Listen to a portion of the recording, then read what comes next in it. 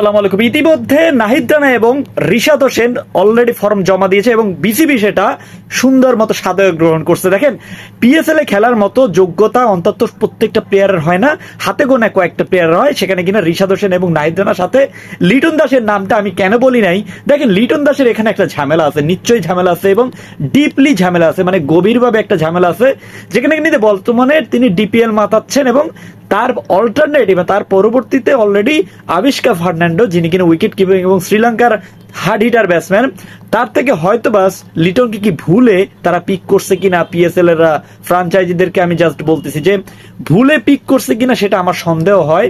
কেননা দেখেন, এখন তারা অলরেডি লিটন দাস কিন্তু ওখানে একটা মানুষ যখন 60 থেকে 70 লক্ষ টাকার অফার আপনি ফিরিয়ে দিবেন, তখন আপনার নিশ্চয়ই এখানে একটা ঘাপলা আছে।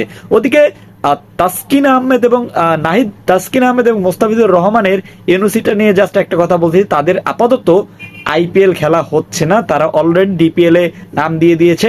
মোস্তাফিজুর রহমান তিনি ঈদের পরে তিনি যোগ দিবেন এবং তাসকিন আহমেদ অলরেডি তিনি মোহামেডানের হয়ে খেলা শুরুও করে দিয়েছে।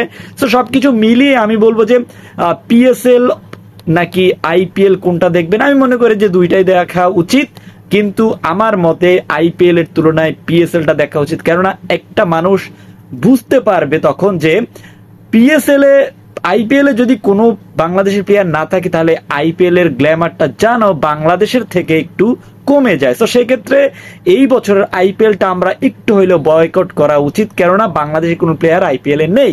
তো সেই ক্ষেত্রে পিএসএলটাকে, যেহেতু পিএসএল আমাদের দুইটা প্লেয়ার আছে, আমরা ওই দিকেই মনোযোগটা দেওয়া উচিত। এটা আমি ব্যক্তিগতভাবে এজ এ বাংলাদেশি হিসেবে বলতেছি, বাংলাদেশের তরফ থেকে বলতেছি, তারা একটু রিয়েলাইজ করুক যে বাংলাদেশে একটা প্লেয়ার যদি না থাকে আইপিএল এ, তাহলে তাদের বাংলাদেশের দর্শকদেরকে হারিয়ে ফেলবে। তো এমনটা যদি চিন্তা ভাবনা থাকে, তাহলে অবশ্যই আমাদের কি নেবে। দেখেন, এখানে পারফরমেন্সের কোনো সমস্যা নেই, এখানে সমস্যা হচ্ছে রাজনৈতিক সমস্যা।